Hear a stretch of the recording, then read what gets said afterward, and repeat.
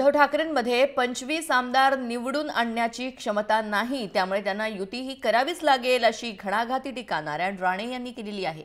आघाडीतील जागा वाटप लवकरच होईल असंही राणे यावेळी म्हणालेले आहे। तसंच आघाडीची आम्हाला गरज असल्याचंही राणेंनी नमूद केलंय।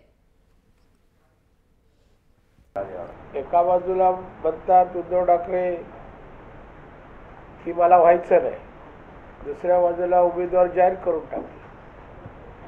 मला संशय आहे की एकतर शिवसेना बीजेपी सत्ता येणार नाही, त्यामुळे उद्धव ठाकरे मुख्यमंत्री नाव जाहीर केलं हे फक्त जाहीर प्रसिद्धीसाठी आहे। त्याला माहिती ही वेळ येणार नाही आणि उद्धव ठाकरे कधी मुख्यमंत्री होणार नाही, मला खात्री आहे। लग्नाचा मांडवाची थाकपत्ता नाही आणि भाषिक म्हणून तयार, तशातली गत आहे।